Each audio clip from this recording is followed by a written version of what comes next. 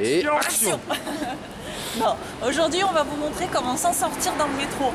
C'est pas très compliqué, il y a code couleur, nom, etc. Il suffit de savoir où on va. Et surtout dans les grandes gares, c'est pas écrit que en kanji.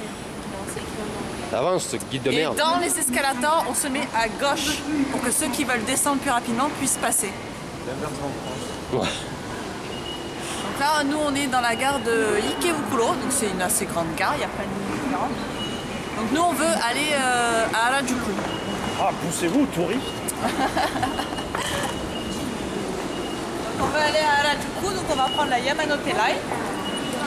Donc là par exemple il y a déjà une entrée métro, mais c'est pour la ligne Yurakucho. Donc on va pas par là, on continue par là. Bon, nous on sait déjà où on va, mais quand vous cherchez, vous vous fiez au panneau. Là, vous voyez Fukuto Oshin, Marunochi, il y a tout décrit, les différentes lignes. Donc nous on sait qu'il faut suivre le panneau vert JR. Les panneaux jaunes sont pour les sorties. Et les panneaux jaunes sont pour les sorties, exactement. Tout un code couleur. Voilà. Ah oui, ils ont enlevé les gachas. Ouais, bah tant mieux. Enfin, putain. Putain, le mec qui m'a écouté hier. Donc là, les entrées, elles sont là. Vous suivez les panneaux verts. Les panneaux verts vous dites que par là, c'est les JR Line. Donc notamment la Yamanote, celle qu'on cherche. Putain, le mec hier nous a écouté. On lui dit non, Donc, laisse-moi, on c'est a merde. tous notre petite carte Suica. On va la passer pour entrer. Moi, je filmerai pas la tienne. Ben voilà, elle est là, elle est devant. Filme le prix, tout ça. Ah, tu vois, j'ai plus de crédit. J'ai même pas vu combien j'avais, moi. Putain, t'as 840, j'ai 829. Donc là, vous avez toutes les lignes de ce point-là. Donc là, il y a les Yamanote qui vont vers Tabata, Ueno, Tokyo. Ou alors il y a la Yamanote qui part dans l'autre sens, qui va à Shinjuku, Shibuya, Shinagawa. Donc, nous, c'est celle qui envoie 6 et 5. Et à côté, vous avez d'autres lignes. Donc on suit ce panneau là. Donc nous, on va au 6-5, donc c'est là. Et c'est voilà.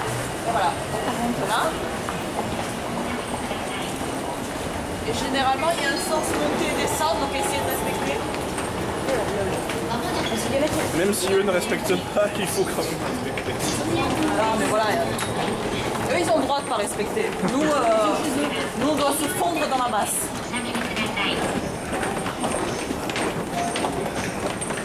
Bon, ici, le chemin était relativement facile, mais suivez bien les panneaux et normalement, il ne devrait pas y avoir de problème.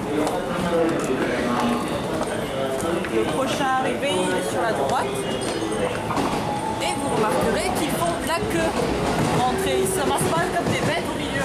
Il y a les places de parking par terre. Viens, on se met là. Donc vous faites comme eux et vous faites la queue. Parce que les conducteurs savent bien s'arrêter au niveau des portes, pile poil, nickel et tout. Et les trains japonais sont parmi les trains les plus à l'heure. La moyenne de retard, j'avais regardé, c'est à peu près 1 minute. Moyenne de retard de tout Japon, 1 minute de retard. Vive la SNCF française. Dédicace à Yves. Dédicace à Yves. Voilà, donc on attend que tout le monde sorte et après on rentre.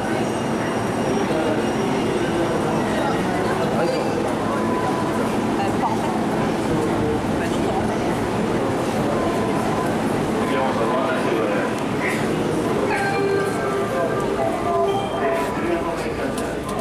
Là, on va s'agglutiner au fond. Et filme le panneau.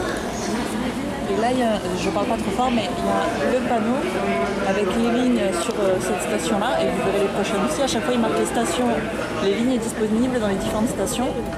Là, c'est la Yamanote. Donc, il y aura aussi tout le trajet et le temps d'attente jusqu'à votre prochaine station.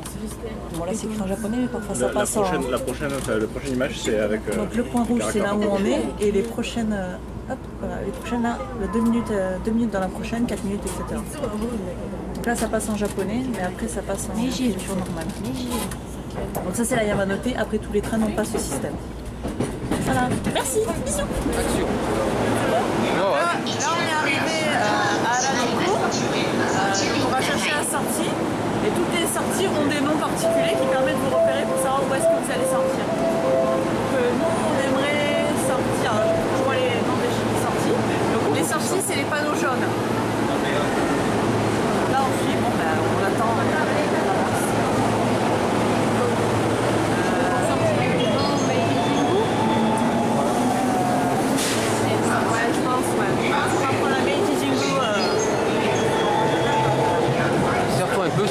passe à droite.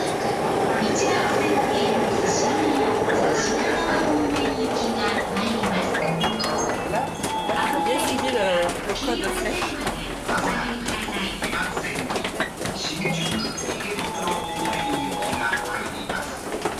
Bon là vous avez de la chance, c'est une petite gare. Donc, après toute cette gare va être complètement refaite à neuf.